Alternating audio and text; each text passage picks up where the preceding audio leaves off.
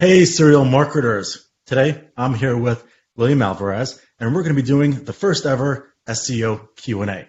Before we get started, just want to give a quick disclaimer that William and I come from very, very different backgrounds. And there is the possibility that we may have very different viewpoints on things related to SEO, but that's really what makes SEO awesome, is that you can hear different perspectives on things. It's also worth noting that everything we're going to say is typically driven by data. So we're not just talking fluff. We have nothing to sell here. We just want to give actionable insights into search engine optimization. So with that, William, feel free to introduce yourself. Thank you, Jason. That's correct. We all have different type of background on the practice. We come from different paths. We learn from different avenue streams, and sometimes are the same. So it's gonna be a fun experiment.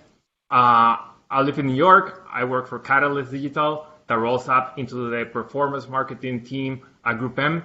I've been doing SEO for almost 20 years now, if not a little more. So I like some areas of the practice more than others. I like to work on innovation, on ideation, on local search, on like new media optimization, like video, all sort of things. But those like, if you ever want to come back to us, you can identify who is who. You're gonna see like in our space, there are people who are more technical, people who are more like a strategist, and there you have everything. So feel free to ask. Now, I'm curious, what was it that got you into SEO? Like, what was the introduction that made you even hear that weird acronym? Yeah, that I was pushed into it. I was leading marketing for a software development company, and they were getting things ready out of the box for their customers. So SEO was a top consideration. But leading the marketing department, I was more involved into paid search. And then they started realizing that it has to be a combined effort. And then I had to start attending the developers meeting and understanding what was happening, so I could finally like realize how I can leverage that channel as well for performance. And then I liked it so much that I forgot about the rest. I didn't do any more display or email or anything. I got absorbed by SEO, and that's it. There's no further explanation for that. And I love it. Yeah, mine is very, very similar. It becomes an insane obsession or addiction to the puzzle that is, the algorithms and optimizing website, and then, of course, seeing the results. Me personally, I've been in SEO for just about 10 years. I started with another brand in New York City, a fitness brand that, of course, we needed to market online, and came across that weird acronym SEO just by doing some research. Myself, applied SEO to my website at the time, and of course, things took off from there. And I said, screw it to that business. I'm going to start doing SEO as a freelancer. I was a freelancer for 5 or 6 years until I wake up and I realize that the people who've been helping me deliver things to my clients, I'm no longer technically a freelancer. I have a boutique agency, and I'm the founder and also SEO director of Break the Web. So with that, William, you ready to dive into some of the questions? Let's go. Awesome. So the first question comes from our fearless community leader, the head honcho, the man with the plans, the marketing plans, who is worth noting. We're all here because of him. Yeah. And it's worth noting I am not related to him. So just if that is on your mind, no relation at all. But his question is, of course, David Berkowitz, how critical is it to fix all of Google's site issues that they warn you about? If you get a seemingly minor alert, like mobile spacing being too close together on your site, could that seriously impact the site rankings? William, would you like to take that one first? I can take that one. Google says a lot of things. And yeah, you touched in your introduction about how you learn SEO.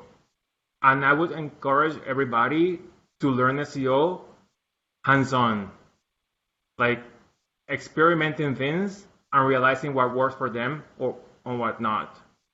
There's a series of steps for like successful optimization and compliance with Google guidelines and requirements. And these type of recommendations that come from Google Search Console most of the times that are alerted in an email should roll up into your overall list of priorities. Where this, in this case, is a question about mobile spacing that rolls up into your mobile optimization track, and see where in your roadmap that falls into. How critical that alert is impacting your overall performance of your program. So I would say in this moment, we all know, or for those who don't know, Google is moving into a mobile-first indexing world where your mobile experience goes first. So you should consider that everything that is alerted about your mobile performance should be taken care of. Now, alerts and general implementations should not be fixed in isolation. The performance of your website is the result of a combination of many factors. So you should be doing this implementation or this fix all together with all other mobile optimization steps in order to comply with Google. I said that you should learn about SEO hands-on because if you have the resources to fix this today, and then you see your dashboards, your reports tomorrow, you may not see any type of results.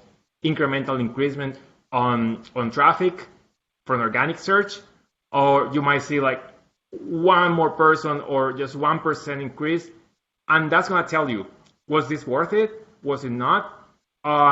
You can read about that online. You can ask experts what is the impact of adjusting this on your pages, and they will tell you if it's something that you should be taking care of or not.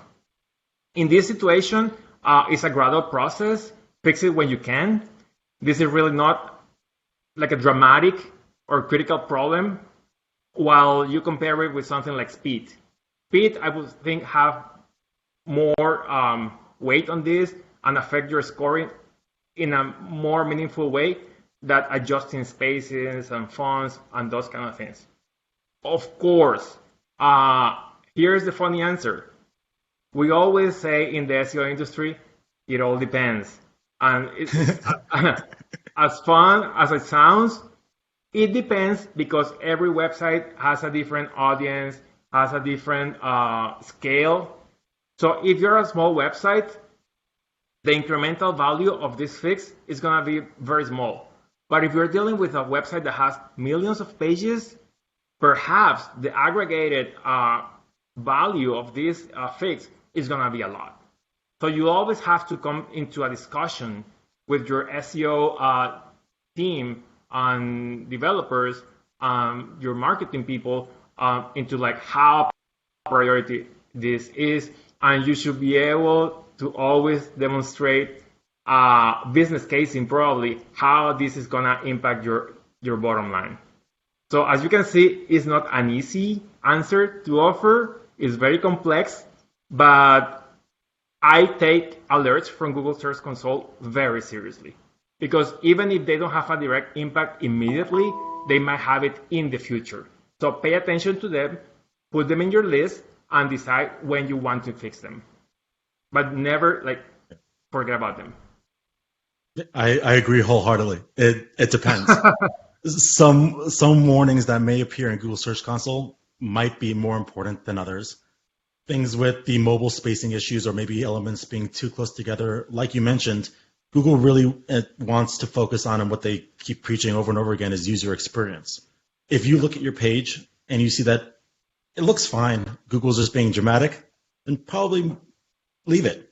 If you look at it and say, holy crap, Google's actually right, 2 buttons are too close together, or maybe 2 sections are too close together, whatever it might be, that might be the time to look and see, okay, does it affect the user experience? If that button is a conversion factor, leading somebody to the next stage of the funnel, will that have an effect? So, yeah, it depends. I think, again, to recap, overall, it probably won't have a big impact on your site's performance. There are a lot of other things that you probably should worry about, which, of course, William gave in a nice segue to David's second question regarding. Let me give you like a quick scary story. I like to give these insights because sometimes these small elements and these recommendations become big issues. When you don't have an SEO team, or SEO is not an important consideration in the maintenance of your website, developers do all kind of things in the code which they think are fine. But Google has a very detailed and defined way to require things to be implemented on the pages. At some point, I was consulting with a job search website, one of the largest ones, on the job pages, on the listings. There is a way to get into Google Jobs by optimizing these pages, and because they... Okay. Don't know how much we lost. We had a small glitch in the matrix right now. But yeah, having an SEO team can help you understand what's important and what's not, especially because developers have their priorities and their goals. SEOs, we have very different goals. Sometimes there is alignment, especially when it comes to technical SEO factors. But again, they're looking for user experience. They're looking in for mobile responsiveness, things that make it look pretty, while from an SEO standpoint, we want to make sure that there's no crawling issues for the search engine. So there are ways in which everyone can collaborate together. And that would be probably a priority, is to make sure that everyone is on the same page and that you are setting prioritizations to any Google Search Console warnings. With that, David's second question was, how critical is page speed for SEO? Can slow sites still rank well in Google? Is there some kind of minimum threshold you need to pass to not get penalized? And you kind of touched upon that, William, talking about the mobile first index, that Google is going to be, over the next year, even more importantly, relying on the mobile experience and mobile site, essentially, for how they're going to rank a website in both mobile and desktop. I know in 2021, Google is going to be introducing the Core Web Vitals into their ranking algorithm, which is directly stating that they're going to take site speed and site experience as a core ranking factor. I know that we can check, for example, the core speed, the Core Web Vitals and speed on web.dev/measure, cool little handy tool that they gave us to give us some initial insight into Core Web Vitals, but it's going to keep growing. The impact that site speed can have on a website is going to be even more and more important, especially if you have a lot of JavaScript files, a lot of decompressed CSS, pictures that maybe can further use compression. You know, there might be a lot of times where the page speed is just huge and it's loading so many third-party scripts that it's just eating up your speed time. So, That's correct. David, to answer your question, very, very important. Yes. William? So I think I always like to expand on my definitions. Let's nerd out, man. Let's do it. From my clients, I keep listening that they need to be ready for September 2020 because Google is going to move all the websites all together to the mobile first indexing, and they're going to be penalized and scored and evaluated according to that. Hold on. That's going to happen, but it probably started happening for your website 2 years ago, and you have not realized that. So you have to go to Google Search Console and see when they moved your website to the mobile first index. It'll be like a pop-up on the bottom right corner that tells you when they did it. But if you go to the settings on Google Search Console, you can also see the date that you were moved to the mobile first index. So if you have noticed that your website progressively started underperforming in the last couple of months or years, that could be the reason for that. So September is not your deadline. You're late. You probably 2 years ago was. Yeah, it was 2 years ago, and you have to fix that. Now they announced officially what in our industry was being considered that was a ranking factor somehow, because we always try things and get results and run experiments. Google, although they have become more transparent in how they operate, they never tell you the secret sauce, right? So you have to figure things out to see what works and what not. When you learn from other people who did it successfully, you apply that and you're safe. But it's not, you have to always take the risk, considering what is the outcome of that.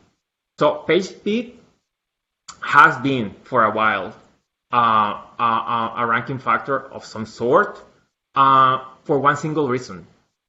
it is affecting the user experience on your pages.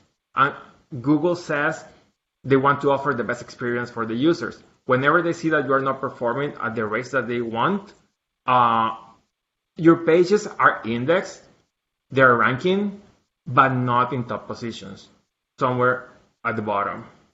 So you have to leverage any other of your resources to make up for that. Page speed is very dependent on different many aspects. Like you have to identify. It's not only one, as you say, Jason. Is images, is like all the JavaScript that you're putting in, or you're tracking codes, or the HTML. Just like dirty code that people don't know how to code is like 2020, and it's incredible. Like we have a lot of dirty people in the who like throw a lot of garbage in those pages. Do maybe using a website builder that is not SEO friendly and is affecting the performance in terms of page speed. So yes, start taking care of that because it is really important. I would say it's a top factor. Absolutely. Well said. Agree wholeheartedly. All right, on to the next question. Lynn asks, what are your best practices to improve SEO for Wix sites? I'm adding keywords to all the available fields, but not sure if there are other things that I need to be doing on an ongoing basis. Please tell me if there are any unknown tactics outside of what Wix sites are offering as well. This is a very fun and also very controversial topic in the SEO industry. It is. Wix, Squarespace. You remember even Weebly? I don't even think anyone's using Weebly anymore.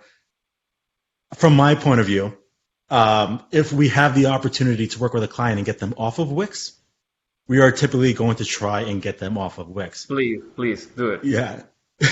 You are at the mercy of this CMS, this content management platform, and sometimes these platforms, and even Shopify sometimes actually falls into this category as well. Mm-hmm. You're at the mercy of their technical side of things. And sometimes they're not very good at compressing, going back to site speed, compressing JavaScript, CSS, even some real technical aspects like server-side rendering versus client-side rendering, which is probably a much different conversation. Yeah. Google it if you need to understand what that is. But there's definitely a lot of restrictions that you might have from a technical on-page SEO side of things with Wix, Squarespace, even sometimes Shopify that can't always be resolved. Now, also, it's worth mentioning that SEO is beyond just making sure that the Wix site itself is optimized. If you are just wanting to blog, you can probably rank really well with Wix. And even small sites in non-competitive markets, you can absolutely rank well with Wix. Exactly. But that's only one half of the entire SEO strategy. We also have off-page SEO, which is trust. So your website is being used for contextual relevancy. But again, everyone can be relevant for a subject. You need to also be trustworthy and be an authority on that matter. And that's where even off-page SEO and links from link building, mentions around the web and other contextual relevant websites really come in. So my point of view, is there anything else you can do to improve SEO with Wix? Make sure that I wouldn't worry about meta keywords. That's been outdated since 2012, 2013. But focus focus on optimization of the page titles. Use the meta description to, maybe get your keywords in there, but also to focus on conversion. Get that click from organic search to your website. Make sure the content is the best it can be and it is contextually relevant to whatever somebody might be typing in. And then off-page SEO. So my summary, you can rank with Wix. Not ideal, but you can rank with Wix. But you have to take advantage of a full SEO strategy overall because there's two big factors. Yeah. Anything you'd like to add? A lot. We'll save the deep personal rants for another call. I enjoy this week's conversation. I'm going to tell you what I think. I want to share with our audience about what's happening with those website builders. They are promoted as an easy to get your business online in less than an hour or in less than 24 hours. And you're excited about it. You have your chocolates sitting on the table and you want to sell them. Or maybe if you are more elaborate, you have a better product. Or maybe you're reselling something and you want to be in markets very soon. So you go for it. You go for Wix, you go for Squarespace, you go for GoDaddy, all those things. Those platforms were made for that, to get you online very fast. And they were never considered to be an SEO priority. So they get you online.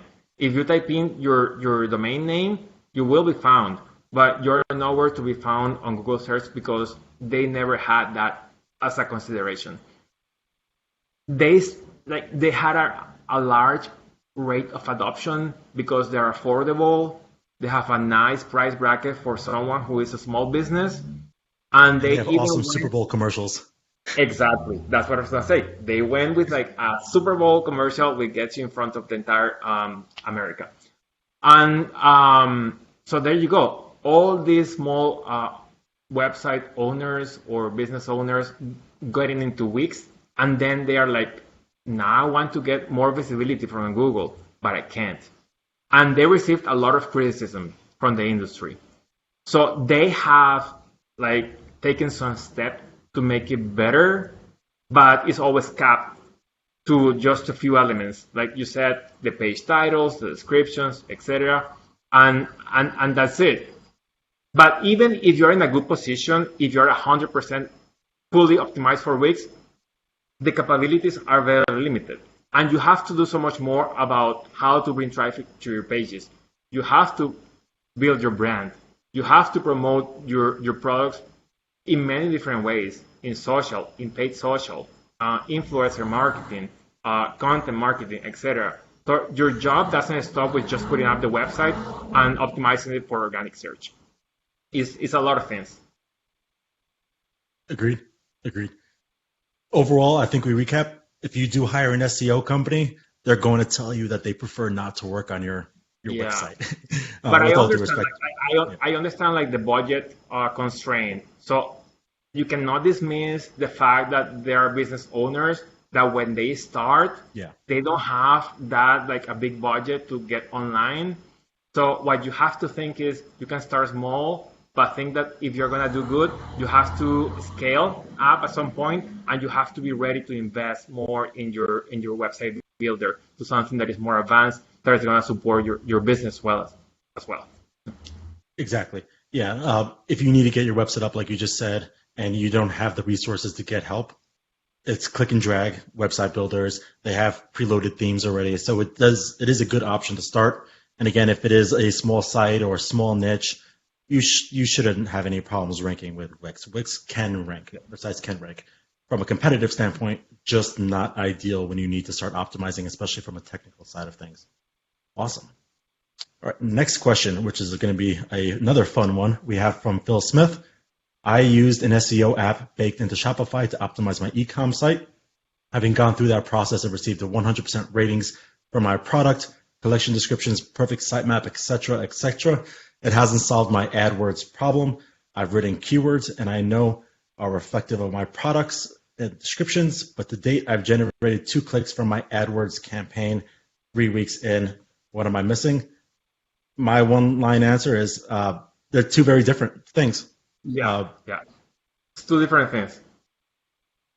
Yeah. So here we have a person who is trying their best to defend their point of view into their practices in terms of search engine marketing. There's 2 things. Shopify, has the same issues that we just discussed with Wix. It's a website builder focused on e-commerce that has a lot of issues.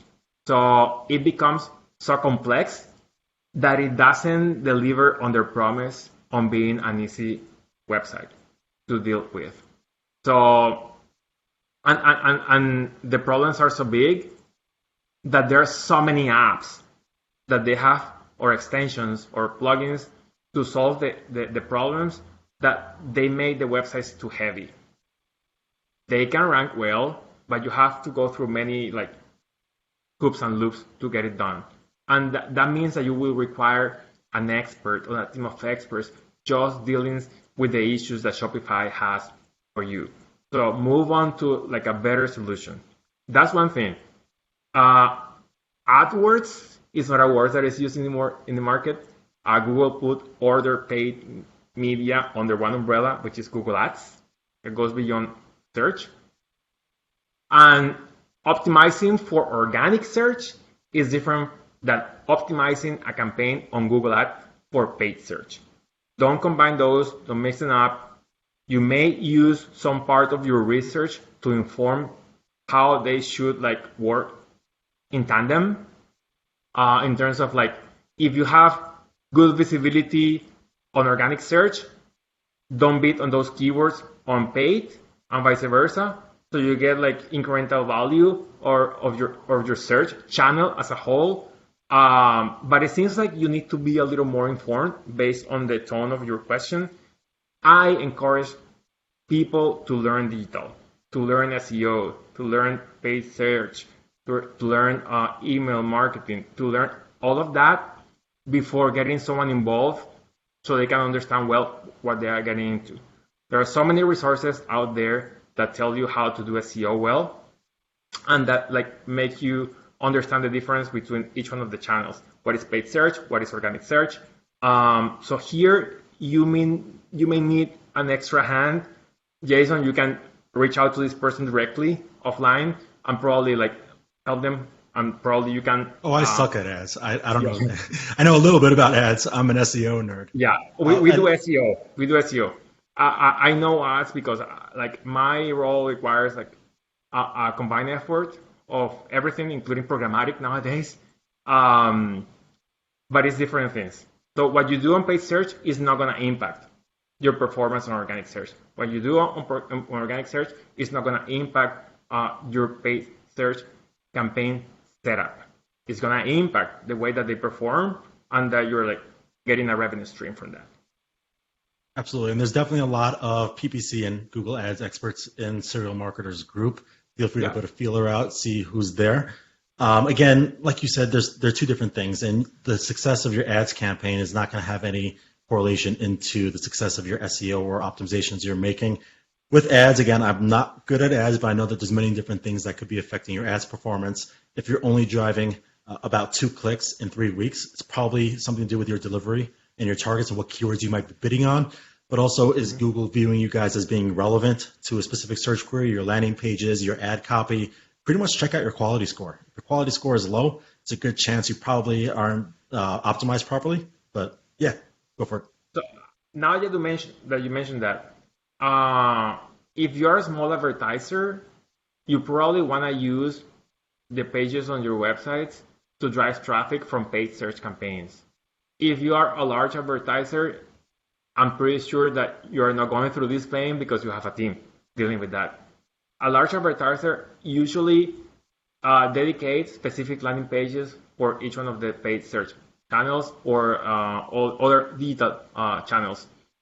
So, and you need to optimize those landing pages into Google Services or paid ads.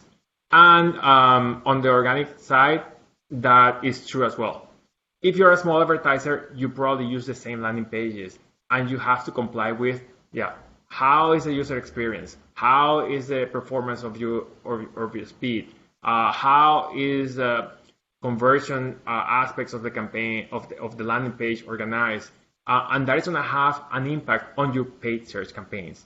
Google uses something called quality score that defines how effective and engaging are your pages, given the matches that you use on the titles, on the ads, on paid search, versus the content that is written on the pages. So if you're using your website and not dedicated landing pages for your paid search campaigns, what you do on your pages for organic search can have a repercussion on the performance of your paid search campaigns. So that is true. But that is a concept that is more evolved. You have to be aware of that. But I would say at this step, stop to think, consult more, read more about it.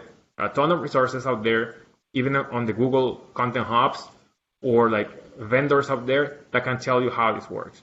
And don't continue spending money that way because you might burn your budget. When you don't know how to manage a paid search campaign, it's gonna suck all your budget, and other people are gonna win the clicks, and you're gonna get frustrated. And then in the future, you are not gonna trust search as a practice, which is like what I see. Like I hear like clients at some point that say, I don't trust that anymore. I better put my money on TV or whatever, like display because it works better. Search didn't work, but they didn't do it in the right way. Well said. Very well said. Right. The next three questions come in from Gosia. And this one in particular has been really frustrating me so much in the last 2 weeks. And she asks, is there anything I should be doing after publishing a new post to make it index faster in Google? Google's has a huge issue right now regarding indexing. We're seeing things like a week and a half to 2 weeks, even if you manually submit it into Google Search Console until they're actively indexing. Now, William, I heard a conspiracy yesterday. You want to hear the conspiracy I heard? Tell me.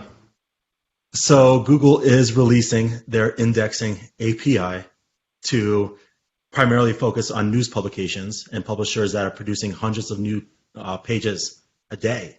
Yes, I think Bing did that in the past. Okay, I don't know too much about Bing. But yeah, what they're essentially going to be doing is charging after you hit a certain limit of API calls, which means that they want you to possibly not submit into Google Search Console and get it indexed, but instead to get API calls so they can squeeze money out of you. Again, that's a conspiracy. Who knows?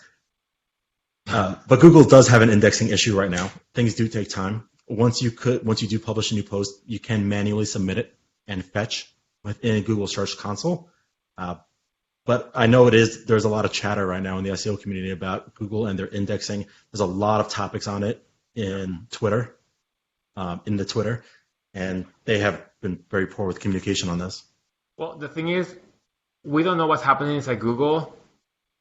Part of that chatter has to do with like the pandemic, and people are asking, have you run into resource limitations during the pandemic, not being to do everything that you are supposed to do or that you were like having in your plans, etc. And they haven't said anything about it. It's probably true that they're holding like up on some aspects, and that team is not running efficiently right now. That's not supposed to be a manual process at this point, because they do a lot of things based on machines nowadays. Like when you submit a claim about a manual action, that is a machine most of the times. And also, it's been like 3 or 4 years since when you publish a new page, it gets indexed in a few seconds. Oh, the good old days. Yeah, so it was like that. So what's happening now is evidence that there is something wrong. And in some cases, they have disclosed that some data was not indexed. In some cases, it has been a bug on their end. So expect all those situations right now. Is not the only aspect of Google search that has been like failing in the last couple of months. So it's crazy times. Just a reminder that people trust Google in bringing the traffic all the time just because. I always question what's going to happen the day that Google start like charging for that, as you just mentioned. Like a few years ago or last year when research indicates, and that you can find it online, that every year Google is sending less traffic to websites. If you see the jump shot analysis from January and SparkToro, they show you that Google is sending less traffic to websites every year because they retain all the clicks within their own properties. So for people who don't know this, Google tries to show in the search results pages answers to your questions or to your queries in a rich snippet with a thumbnail or a video preview that, while in the past you get the click on your pages, now they show it to users in the search results, and they don't have to go to the website. And most of the times, they do it using one of their platforms. So a video on YouTube is shown on Google search results and not on your page when you embedded it. The directions to your business are shown in the local pack and not on the page on your website, and so on and so forth. So people really got into this, like, Google is going to send us the traffic for free all the time. And for some time, it was like that. They saw their numbers grow a lot, and they're seeing that decrease over time. If Google decides to like shut down today, what are you going to do? You know, where are you going to go? That's what happens. So don't rely on Google as the only traffic channel that you have. Good advice: when you bring traffic to your pages, find a way to capture that audience. Like, get them to register so they can come back in the future, and you can send communications from a channel that you own, that you control. But from Google, you never know what to expect. That conspiracy theory that you just mentioned has a lot of truth and makes a lot of sense, because they have the Google News search engine. People don't know that each one of the tabs on Google search is a different search engine within Google, and there are different ways to optimize for those search engines. So the Google News is aimed for publishers. They have a specific set of requirements, and there's a lot happening there. That is one of the channels, or the Google channels, where I don't think they didn't realize that they had a lot of traffic and they were not monetizing correctly from advertising. So I imagine that they are going to charge publishers who want to have a good representation of their pages within Google News. That's what I'm thinking. And I heard that conspiracy theory in the past. I think it's going to happen because Bing, I interrupted you to communicate that. Bing has communicated something similar. Bing will allow website owners to submit their sitemaps and the pages, not in the same way that we do it today, where you indicate an XML, but to like actually tell the search engines, this is what we want you to index from our pages. It's not very different to the way that other search engines around the world work. I think Yandex works in a different way, where you don't optimize the pages and submit. They approve the content that they want from your pages based on their own guidelines. So in this part of the world, we don't know much about that part of the world and how they operate. I work with some global businesses, but we have teams in those other parts, and we aligned for reporting and performance, but in the like practical terms of the practice is very different. And there's nothing wrong thinking that Google is going to learn from that and is going to apply the same rules at some point here, or to a certain extent. It's completely different. So I think that's going to happen. In my opinion, the Google of the future is going to be like a magazine. Yeah, I had an interview at the beginning of the year with Barry Schwartz. We discussed structured data markup, and I also had an informal conversation with the Google engineer that leads up that project at Google Search here in New York, and I got to see like screenshots of how Google is going to look in the future. Google Search is going to be very similar to the Google mobile app. That is colorful. It has a lot of like baseball cards. Everything looks like an interactive magazine. When that happens, website owners are not going to get any credit or links anymore, because Google is going to wrap it in their own flavor, and it's going to be a completely different like experience. Awesome. Awesome. There's a lot of golden nuggets in what you just said. So yeah. I know it kind of went off topic, but there's definitely a lot of valuable information. right there. So I hope Yeah, you I was guys are taking pointing advantage. why you should not rely Yeah, on Google for traffic. yeah. It actually reminds me of a story. I think maybe it was around 2015 that Google actually was down for about 10 minutes, and it's estimated that there was billions in revenue lost, not only from Amazon but other e-commerce websites. Google being down for 10 minutes resulted in billions of lost revenue. Yeah, Insane. yeah. Okay. So Gosia also asks, can you share any tactics for ensuring that my press release is properly attributed to my site before submitting it to other parties? Should I be concerned about duplicate content penalties? I haven't used or submitted a press release in years. It could be good initially if you have something new. My train of thought is this regarding press releases. First, probably wouldn't warrant you to worry about duplicate content issues.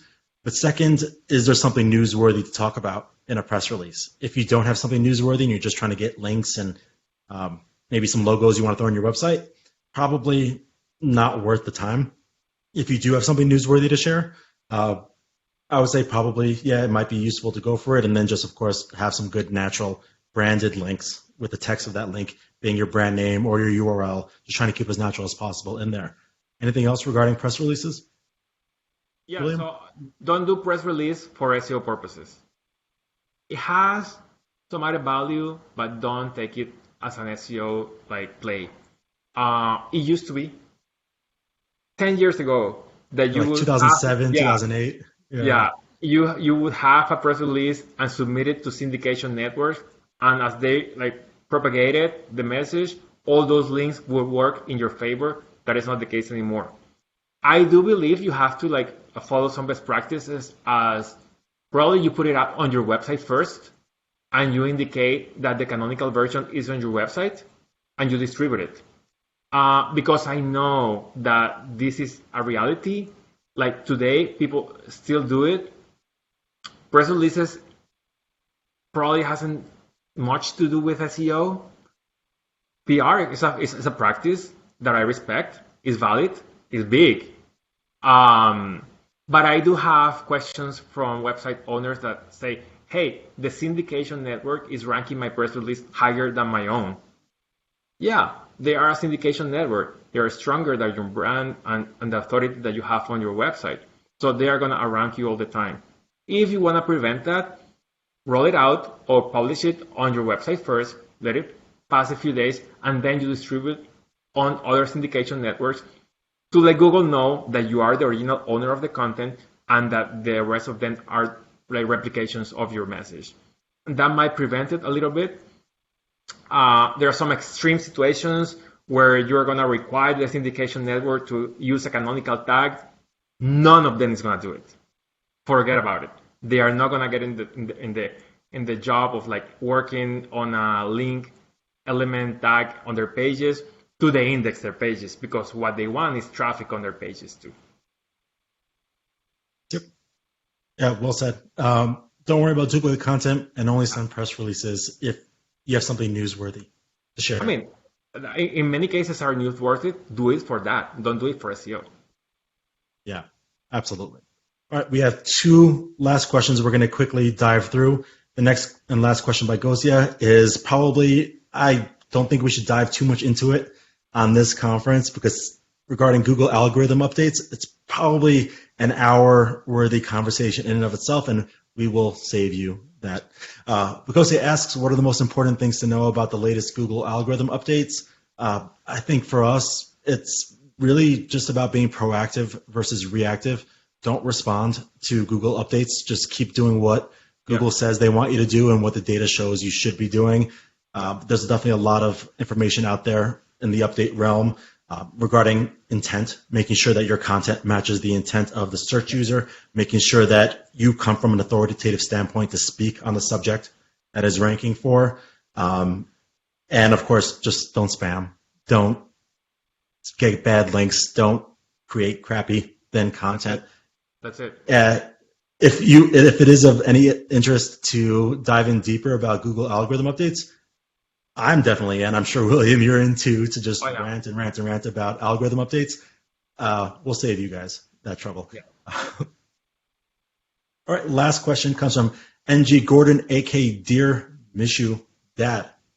when hiring social media influencers, what to guide them so they'll make an SEO impact on our WordPress blog. I have one suggestion, but William, you can take it away first. Well, I wouldn't focus on WordPress. I would say any publication.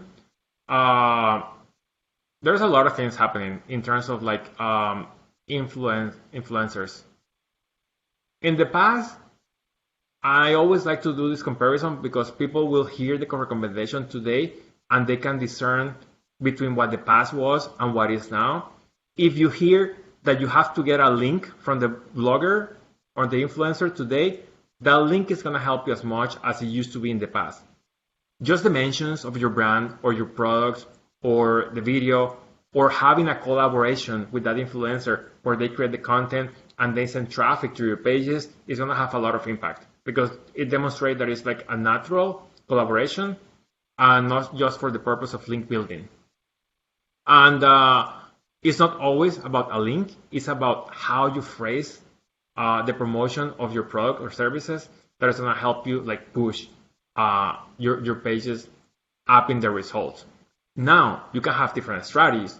You can think of, you do want to have your content visible on other pages on the web, not only on your site. So when somebody searches for that product or that brand name, you're going to have like a nice split of results on Google search where there are videos, there are like content in collaboration with the influencer, replications of what the influencer is doing on other pages, because that's the power that they have, the power of amplification. What they say is like retweeted, reshared, liked by many other people. So that's the way it should work, not only for the purpose of link building, I would say. Yeah, absolutely. If they're just going to make a post and mention your brand name or even link to it from social media, from an SEO standpoint, probably has a very, very minimal effect. You'll get some good traffic from it. But technically the link is no follow, which is another controversial topic in SEO. The SEO impact and equity that'll be dispersed through your website, probably on the lower side. If the social media influencer has a blog themselves in which they post content and you can get a link from there as well, that'll be beneficial directly tying into SEO. But like William said, it's not always about the link sometimes. Working with social media influencers is another marketing strategy. And even to avoid getting too technical, even if they mention your brand without a link and the words surrounding that, I know you're smiling, you're talking about, thinking about semantic web. But basically, yeah, so the text surrounding your brand mention could also have a small impact on the semantic web, which is something that Google, Bing, Yahoo, W3, which pretty much founded the internet, all use to create pretty much entities and data collection. Different conversation. But anything else you'd like to add, William, before we wrap this up?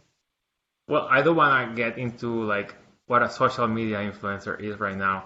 I'm assuming the question is about these people like talking stuff all day and like thinking that they are influencers because they have a big followers account. An expert could be a social media influencer on their own in a specific industry. So we want to make that clear. That's it. Yeah. Awesome. Well, that wraps up for today. I'll take my glasses off just to chill out. If you guys found this video helpful, let us know. We're more than happy to do this again.